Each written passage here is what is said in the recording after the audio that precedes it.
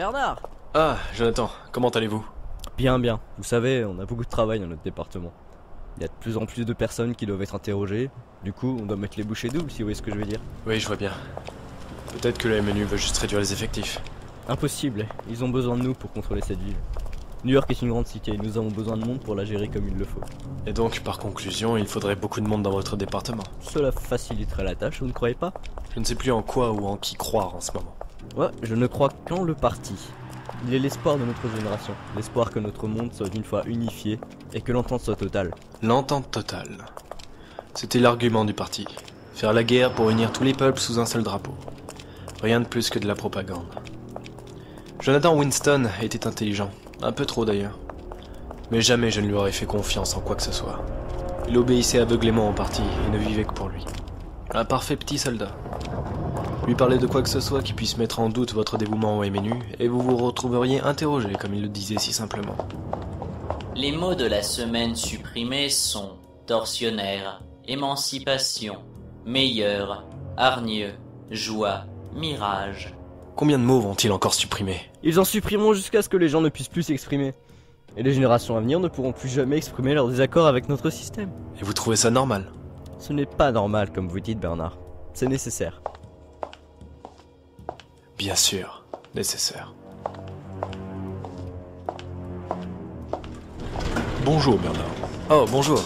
Pierre, si je me souviens bien. Ravi de voir que vous vous souvenez de moi. Quel étage? 18e. Et vous? Je vais plus haut. Je viens d'avoir une révélation ce matin par rapport à la suppression des mots. Pas ici. Pierre regardait en direction de l'objectif rouge de la caméra. Elle nous fixait intensivement, de manière permanente. Et impossible de ne pas remarquer ce rouge écarlate qui brillait au fond de son œil. Le rouge du sang des victimes tombées par les visions qu'elle avait pu capturer. Bonne journée, Pierre. Et vous de même, Bernard. Bernard, le dossier de Jérémy t'a été confié. D'accord, merci Jessica. Est-ce que ça veut dire qu'on ne le reverra pas? Non, bien sûr que non, non. Je dois juste me charger de son dossier durant son absence. Il reviendra bientôt, d'accord? Oui, d'accord. Allez, je vais m'occuper de ce dossier. Bonjour Monsieur Stewart. Bonjour Alfred. Vous avez récupéré le dossier 13 DC56 suite au départ de Monsieur Fonquin. Je viens de l'apprendre. Peut-il m'ouvrir ce dossier? Le dossier est en cours d'ouverture. Souhaitez-vous travailler sur un support papier? Je vais attendre de le lire d'abord, merci. De rien, monsieur. Le dossier est ouvert. Bien, regardons cela. Qu'est-ce que c'est que ça? Il y a un problème, monsieur? Non, non, aucun. C'est vraiment le dossier sur lequel travaillait Jérémy. Affirmatif, monsieur. Le dossier traite des opposants résistants durant la Grande Guerre, ainsi que de la stegma. Très bien. Je vais me charger de ce dossier, Alfred. Bien, monsieur. La stegma. Il y a donc encore des dossiers dessus. Oh, bon sang, mais qu'est-ce que t'as pu découvrir, Jérémy?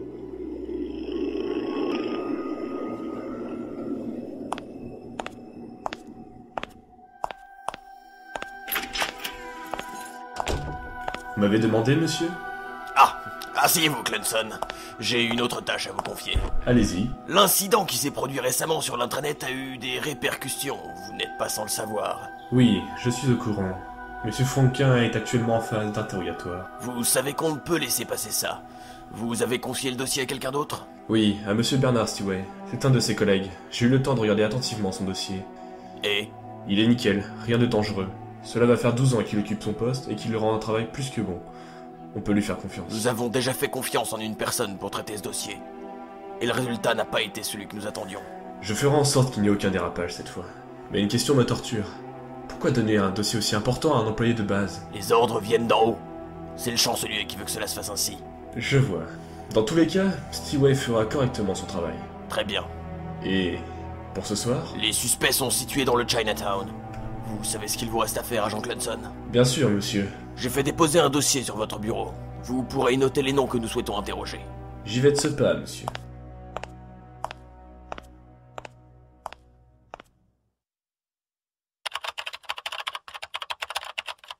Il est 19h. Vous avez terminé votre journée, monsieur Stewart. Très bien. Bernard, Oui? je peux te parler en privé? Oui, bien sûr. Qu'est-ce qu'il y a? Il ne reviendra pas. Écoute, je ne peux pas te dire que... Non, il ne reviendra pas. Cesse de me prendre pour une idiote. Tu crois que je ne vois pas ce qu'ils font? Jessica, ne parle pas si fort. Ne pas parler si fort. Et pourquoi donc? Jessica. À quoi bon vivre si on n'a plus aucune liberté? Jessica, À arrête-toi. quoi bon vivre si c'est pour nous empêcher de faire ce que l'on veut? Avec ce foutu Jessica, couvre-feu, s'il te ces plaît. putains de lois, et cette saloperie de garde qui embarque des personnes innocentes chaque nuit. Jessica! Je ne peux pas. J'en peux plus, Bernard. Calme-toi, ça va aller. Oui, Rentre chez toi calmement, d'accord? d'accord.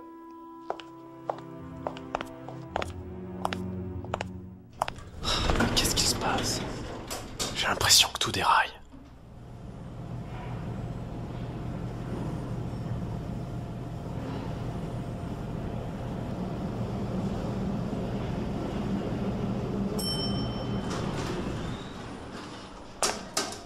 Tiens, bonsoir Bernard. Rebonsoir, Jonathan. Alors, votre journée? Si vous saviez, j'ai l'impression que le monde entier est en mouvement. Le monde est en mouvement. Vous savez que la guerre est partout. Peut-être que l'Asie est quasiment détruite, mais la guerre est aussi présente ici. D'où les attentats.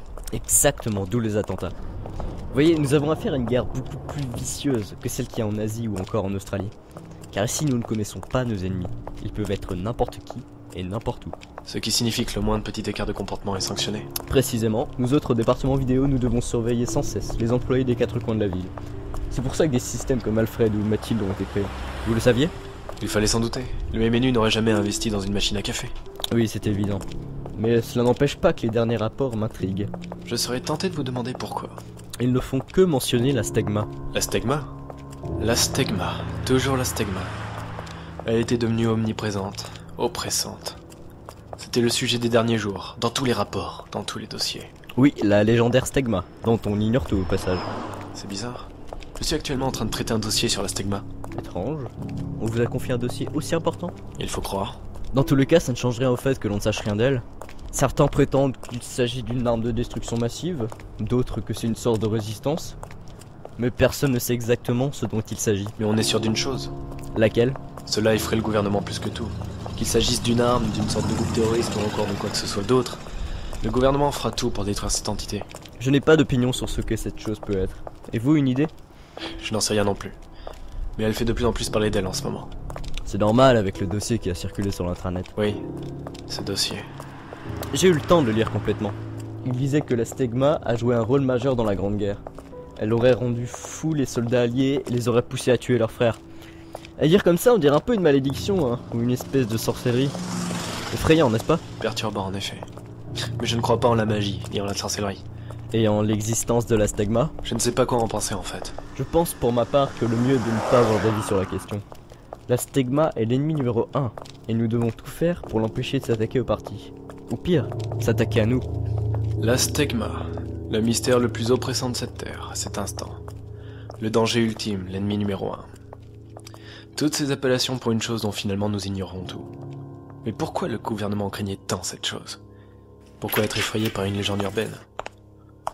Ou bien la stegma existait vraiment, c'était une possibilité. Je me dirigeais petit à petit jusqu'à chez moi, j'ouvrais la bouteille d'alcool pour m'en servir un verre, et je finissais par allumer la télé. Le drame qui a frappé le quartier de Chinatown aurait d'ailleurs fait déjà 28 morts et 72 blessés. Les agents de la garde de nuit ainsi que la brigade de sécurité de la ville se sont dépêchés sur les lieux afin de trouver d'éventuels suspects. Certaines personnes ont d'ores et déjà été interceptées et ont été conduites jusqu'au bâtiment des lois pour être interrogées par rapport à ces événements. Il pourrait d'ailleurs aussi y avoir un lien d'après les autorités entre cet attentat et le rapport haineux lancé il y a maintenant quelques jours sur l'intranet concernant la stegma. L'agent Clemson qui dirigeait les opérations ce soir nous a assuré que la brigade de sécurité avait arrêté un grand nombre de suspects. Les dirigeants politiques du MNU feront un discours demain pour annoncer publiquement que l'affaire peut être considérée comme close, et que les habitants... La fièvre qui touche Los Angeles contamine dorénavant toute la ville. Le gouvernement aurait envoyé des camions remplis de médicaments pour lutter contre cette maladie qui aurait, selon les chiffres, tué plus de 40 000 personnes. Ce que j'en pense, c'est que notre nation est en train de s'élever. Et chaque pas vers l'avant est un obstacle que nous devons franchir. Notre pays a affronté bien des épreuves. Les maladies. La guerre. Les injures. Je suis Samuel Vigna, votre porte-parole, et je vous le dis. Ayez foi en le MNU. Ayez foi en votre parti. Croyez en notre avenir radieux. Croyez en notre futur. Pour que les jours à venir ne soient pas votre calvaire. Pour qu'ils rayonnent pour votre situation, pour vos emplois, vos familles et vos amis. je n'aurai qu'une chose à dire. Votre parti a toujours été là pour vous, et il sera là encore demain. Foi en le MNU ! Foi en le MNU !